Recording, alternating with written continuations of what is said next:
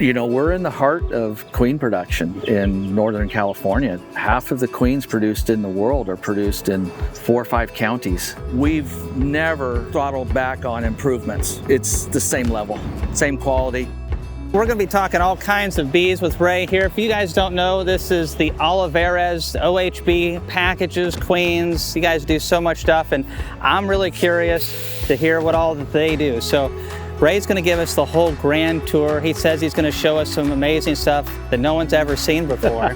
Right. And we're also going to have a couple inside scoops on the industry. We're over here in Orland, California. I mean, how many beekeepers are within this region of the country?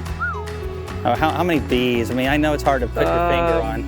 Well, there's probably 40 beekeepers, queen producers. These aren't people that have 5 hives either. How many hives are you thinking? Well, we're running around 18,000 ourselves, and there's probably another 100 and some thousand hives. All right. Well, we've shown up. We've met Ray. Now we're going to get into the nitty-gritty. Let's check out all the different things they're doing. Let's meet some of the Olivarez team, and let's get into some bees. Man, we have a lot to get into, so hang on tight. Things are fixing to be interesting.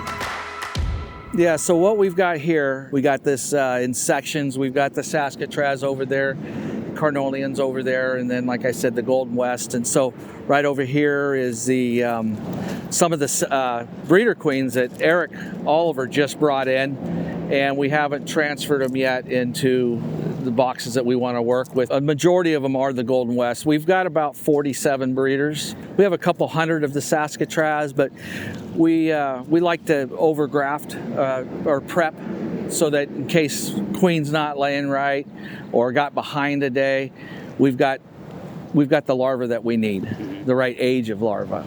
So we're not searching for it, because that's not very efficient. Here's some cell builders right here, and if we want to go over here, I could show you real quick kind of what things look like. I think they're dropping cells in here right now. What we do is we start with about 8 pounds of bees. So we use I guess you'd call it a division board in here. And that's just to manage the heat, because what we'll do is when we set these up, we got a frame of we like to use a frame of foundation in here, because these are all young nurse bees when we go out and shake and bring in. So no worker bees for the most part. We shake into excluder baskets, and so when you shake, generally the worker bees leave and you keep all the young bees. But we'll set them up just kind of like this, and frame of foundation is good so they can work, and because they want to draw wax. Starts that engine going a little bit. Put a frame of brood in here to hold the bees, and then like last night, we would have dropped the 8 pounds of bees in here to start. And then what we do, after 3 or 4 days, we'll graft in again. Move this out a little bit, another 2 pounds of bees, and then we'll graft into it the next day. But like, so we've got the date and the breeder queen here. And so, oh wow, these are already capped. So this was on 2/25. Okay, and today's the 2nd of February, not March, excuse me. Yeah. And so, wow, those are some good looking cells right there. Yeah, so we budget, we can get a maximum of 45 cells, 15 per bar, and we budget about 38 is what we can depend on getting. So that way we shake enough bees for the Nucs, and then we put a pollen patty right here, just because what we're doing here is we're grafting back in already. This is a 2nd round, and so what we'll do is we'll run maybe 3 rounds on these, because every time we add bees, it starts to get fuller and fuller, and those bees get older. Then we take them out and put mated queens in them. We're going to start pulling some cells, so we'll show you what that looks like. We'll pull a first frame out of here. This is Antonio. You can see we've grafted in 2 frames. This one was here earlier till we grafted this one in, which is today, and this one is was done on the 22nd, so it's 10 days today. We usually average about 38. How do those look? Okay? They're pretty well covered. I can't see from here. I can't. It's hard for me to see too. There's a few misses. There's a 1, 2, 3, maybe 4 misses. So there's your 38 average. So this other bar over here would be one that was like grafted today. Well, no, what's the date on that one? 28th. So a couple days ago. Okay. Those over there we're grafting in today. The second one. How much of the year are you doing this kind of work? We do this from now till maybe somewhere towards the end of July, maybe into August, depending on the conditions here. It's all about the drones.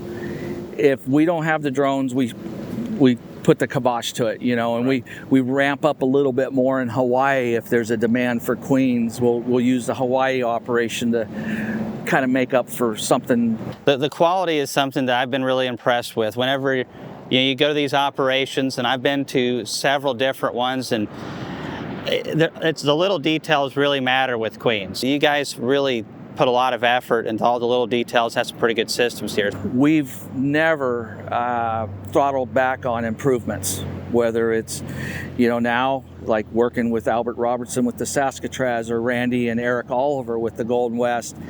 It's about honey production. You still got to produce honey. The number one thing is you got to produce honey. It's part of everybody's revenue. No matter how poor the honey prices are, you still got to make honey if it's there. Right. That's what puts you over the top maybe for 3 years. Overwintering ability, and then selecting for mite resistance, which we're moving the needle on, and so are other beekeepers. You have all these different genetics out here. Of course, you have some regular Italians and stuff like that. I don't know as much about those, but the Saskatraz and the Golden West, you guys have chosen to use those in your packages and also sell those queens. Just kind of a short summary of both of those. What are you seeing in the Saskatraz and the Golden West that makes you go, yeah, we'd like to sell those here at Olivarez? We started with the Saskatraz first, probably 15 years ago. And that was Albert Robertson up in Saskatoon, Saskatchewan.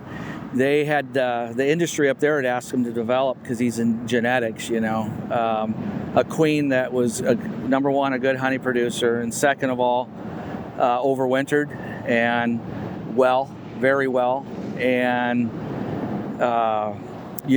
showed resistance. We call it, because there's no resistance out there yet, but we are selecting. Okay, and for those traits, and the needle is being moved, but and then of course gentleness. I can't stand mean bees. I can't it happens either. Sometimes, but so anyway, like with the Saskatraz, great honey producers. We've got a lot of people on the early stages with the Golden West, keeping records of honey production, and there are some years that it doesn't matter what breed you got. If the conditions are right, everybody's going to make honey. Sure. That's one part of it. Getting them through the winter, that's the second part. That reoccurring natural selection, Albert selected for it. It takes a long time to get there, because, there's no mite treatments, and, he's got some hives up there in Saskatchewan that haven't been treated for 4 or 5 years. Now, it's not the same queen, but they've successfully superseded or raised a new queen. That's important. I think we've lost some supersedure capabilities in our stock. It's possible. Or it's just the fact that there's too much residues in more some of the old pressures and combs. There's a stuff, lot of variables. You can't fault anybody for almost anything, because 50 miles down the road, it's a whole different environment. So but like what we've seen with the Golden West, we have about 2,400 drone mothers for this year. We've only culled, since April last year, with no mite treatments, we've only culled 12% that are over 2 mites to this point. That is really surprising. Yeah, and I didn't know if it was really going to happen, and it's like, wow, this is nice. Yeah, I'd say so. I have some hope for the genetics out there. One of our grafting rooms, and right now Lupe is grafting on probably some Golden West, and we like to use black cells, queen cups, because you could see so much better. And of course, dark comb, you know, because you can see the larva a lot easier. Lupe, how many years you been grafting? I think almost 15 years, yeah. So Lupe and her husband Mariano were in Hawaii for about 10 years also. And these guys are, we call them the bee whisperer. Very good with bees. Lupe is a very good grafter, you know. And how many frames will you graft today? 40. 40 frames. Wow. So that is some high level grafting right there. Yeah. I graft my own queens, but she's going about 5 to 8 times faster than I go. I used to graft years ago. I've got trigger finger now, so I couldn't even do it if I wanted to. But yeah, so here's your here's all the cell cups all set up, ready to go. We got the frames, and again, these are three bars to a frame, 15 cells per bar, and we keep it warm in here and humid. Oh, well, I can feel it. Yeah, and then these are the here's the incubators right here when we start bringing in queens. So we've got sensors on them so that if they get off a little bit on temperature for some reason, if they wig out or we have a malfunction, it shuts it off, sends a message to our cell phones. Those are not done yet. Okay. Those are what we do is we put them in there to keep them warm so that when we transfer the larva, it's warm and not cold, so we don't chill the larva. It looks like we have a special delivery over there. Yeah, so he's got a box that, in case it's windy or chilled, keeps them, we baby them all the way through the whole process. So this is kind of interesting. These have all been cleaned out. They've got 2 frames in them. 2 frames and the syrup. And so these are some of the, you know, we were the original beekeepers that started with the mini styrofoam. Really? With Man Lake, however many years ago it was. Jack Thomas had sent out everybody 1 Nuc.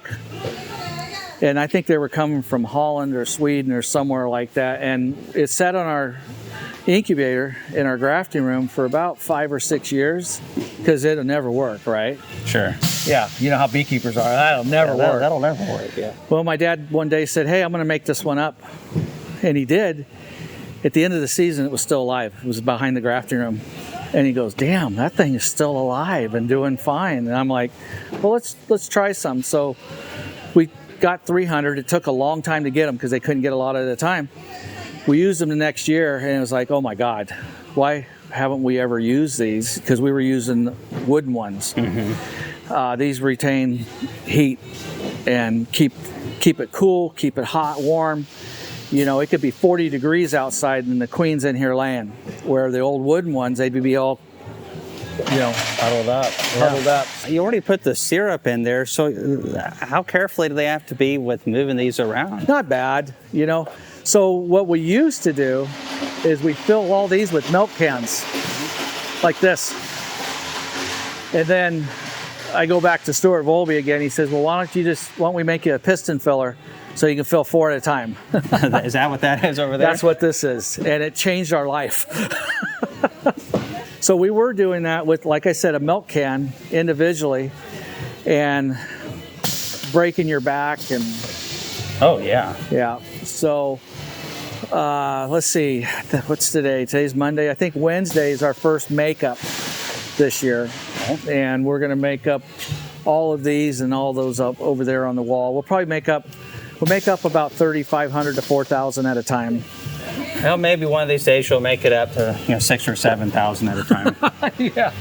So, but these Nucs, these are they're starting to age out a little bit. Sure. But they still work. And what we got here is where we make our pollen patties. What we do for ourselves, now we make it, we're going to be making a full patty, pre-made patties here probably for this next fall. Right now we're just doing bulk soft for other beekeepers, which is a 40-pound box, and it's soft and it stays that way for 4 or 5 months. It's very usable. This is what we do for ourselves. These are just trays. This is soft enough you can just take it like that. This was made almost 2 weeks ago. Really? And it's very good. You can get fat on this stuff. Well, that's the bees are supposed to get fat on I this know. stuff. One time I was actually eating this while I was working. I forgot we were putting fumagellin in it. I feed fumagellin in our pollen patties. This is how commercial beekeepers ensure that this stuff is food safe for people, as they test it on themselves and their children. Hey, Kevin Ward, great beekeeper down Willows, he says, if you don't want to eat it, why would the bees want to eat it? This is what we've been doing for 50 years. This stuff will last 5 or 6 months without degrading. Wow. And it doesn't get hard, no bugs in it, nothing. You said you might be shipping the dry stuff, or are you actually selling the soft too? We're shipping the 40 pounds. So that's how it, as far as the bulk soft, 40 pounds. And that right there, I mean, some people, they're just going to want a pollen patty, but look how soft this is. Yeah, you just take it like that, and then what we do, like this is probably a pound right here. I have a bucket of dry powder, or you can use flour if you want, and I just throw it in there, baste it, because it gets sticky after a while. And then this just goes right in the center, between the two supers, right in the center of the cluster. And it doesn't fall down, but it moves up and it moves down between the frames, but it won't fall to the bottom board. And there's no granulated sugar or anything in here. We're using high fructose sucrose blend. How critical is feeding a pollen patty like that at the right time of the year? Well, for us, it's about generating new bees.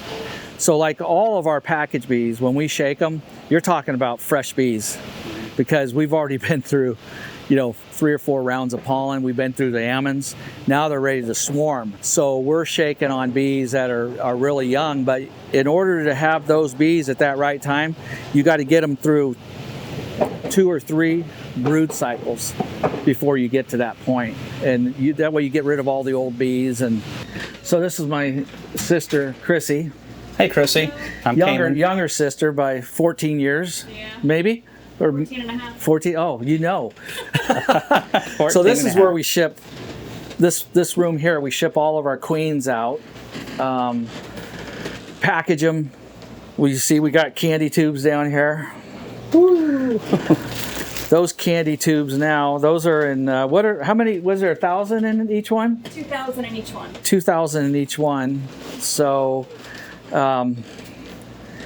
and we make our own candy for the JZBZ. Mm-hmm. And I love these.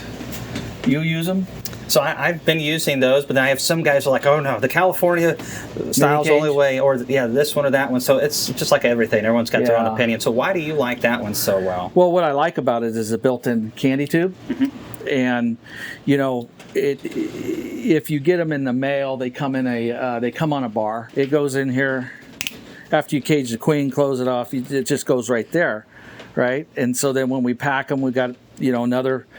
they just go straight into the shipping box. But what's nice, you take them off, your candy tube's right there already.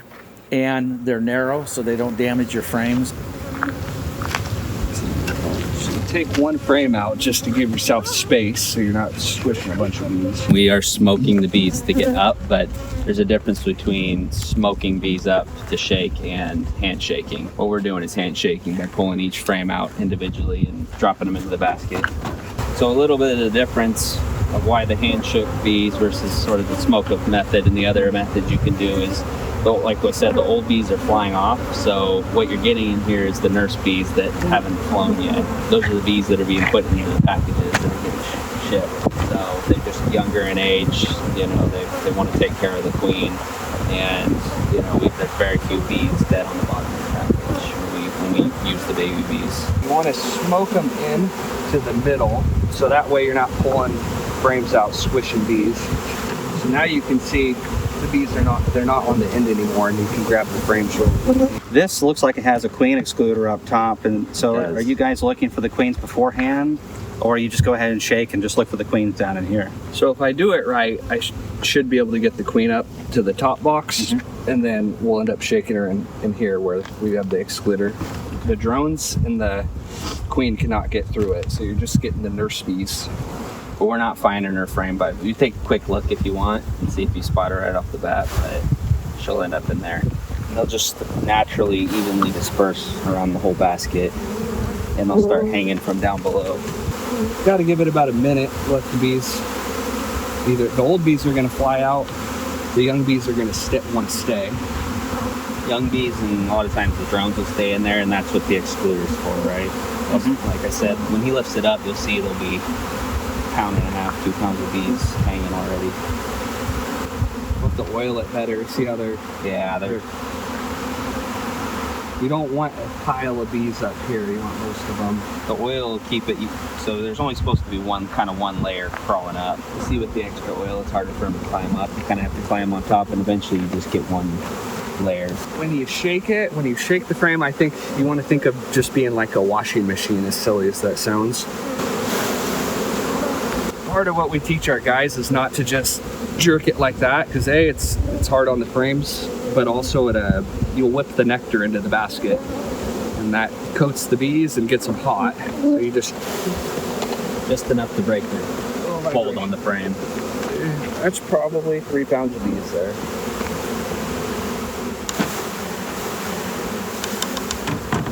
We jiggle them back to the middle, so then they work their way back out again. Well, and what I love is I've seen several people shake bees, and we're doing this in the middle of the day. Also, the way that you're going about this, you're doing what you can to try to get rid of any of the old bees.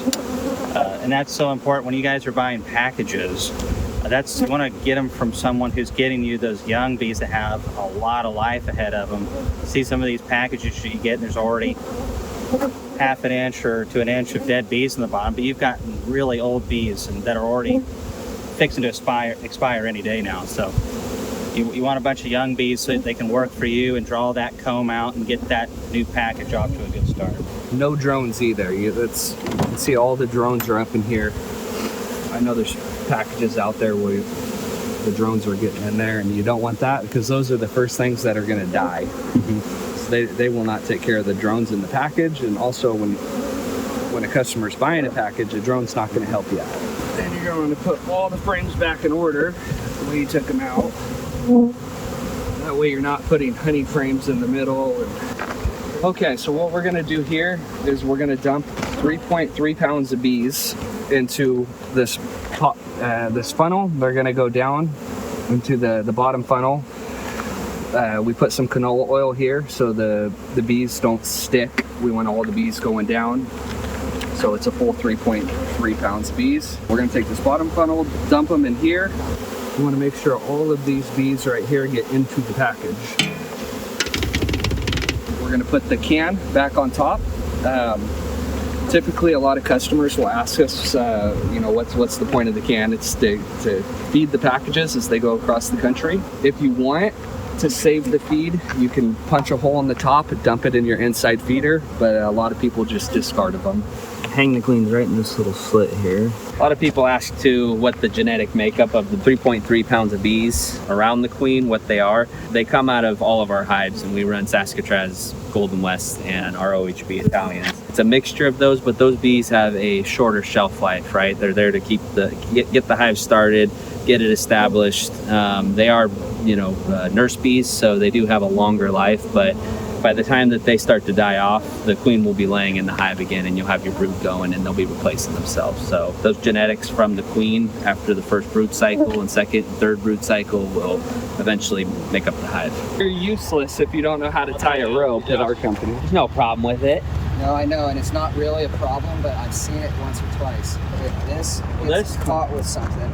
Yeah, this can come out just like this. Yep. So if it gets caught, it can just all pop loose. Like a branch. Oh, I never thought about that. The whole thing can pop loose on its own. Fair enough. So, I mean, and they both work. Everybody uses both of them, but ours is just, it's a slip knot. Yeah. Another slip knot through it. Down and around. Cinch it up. One more slip knot. So, and this would normally be a free end. I don't know, Eric. That might be a better knot. So then to come out, you just pull them. You just pull it. Why don't you guys also shake the bottom box in addition to the top? You want to leave enough bees to be able to take care of the brood that's in there. If you can shake both boxes if it's warm enough, but you kind of got to be in the 80, 90 degree weather to be able to do that. There's still a decent amount of bees in there, How many pounds do you have in the bottom before you need to get another cage? About 20 pounds. Depends on the day. If it's mid-70s and you have a bunch of nectar, when I'm shaking the frame, the nectar's falling out, the bees are going to get all wet. So in that case, you only want to shake about 4 hives, then you want to dump. They'll pretty easily overheat. They breathe through their exoskeleton, so if you're blocking that. Would it make more sense for you to mark all of your queens so when you go to look for them, it's easier to see in your shake box? Yes, definitely. Marking them would be nice. It just takes a lot of time. So when you guys are in full go, what does this look like? How many people are doing this all at once? Typically, you've got 6 guys on a crew. One person's going to be strictly working with the packages, putting the queens in there, putting the caps on. Then the other 5 guys are shaking. Sometimes you have one guy just running the boxes back and forth. It just kind of depends how good the bees are. In prime package shaking season, how many weeks or days between when you're shaking? In a perfect world, we wouldn't shake it for another 3 weeks. You can shake it as early as 16 days. You're not going to get as many bees. What are you hoping to get in an ideal hive, poundage wise, Minimum 3, up to 5, 6 sometimes. Wow. You can get as much as 7 and 8 pounds if you let them build up strong enough. It also depends what type of queen you're running. Italians are typically better for shaking, or Golden West. We broke most of our records out here with Golden West. You're second generation, is that correct? Mm-hmm. Yeah, second generation. So my dad, he started in about 1965 and working for other beekeepers. Then he bought a guy named Art Banta out in Las Molinas, who was originally from Davis. Early 70s, late 60s. That went well for quite a few years. We moved here in 1973. We were just over in Hamilton City. So from 3rd grade on, I've lived here all my life. My dad never made me work in the bees. He just, if you want money, you need to work for it. I was allergic to bees till I was about 18. So I did all the wiring frames back then, and filling feed cans and package cans and all the dirty work that, well, I wanted to make some money, so I had to work. Yeah. At 18, I just instantly, I almost died 3 times. Anaphylactic. Really? Yeah. And then your body chemistry changes. They say about every 10 years. And so I just, one day, just no more.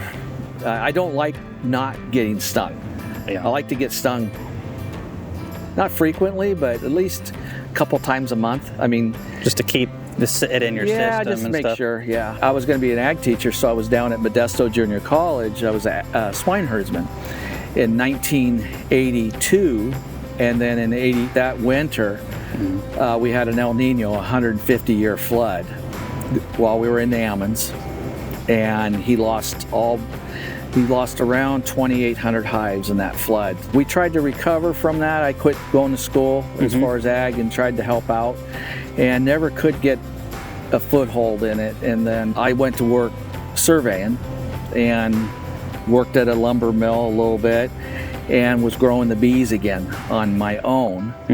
And then we just had an opportunity to buy a beekeeper out, and then we partnered up with a few years later.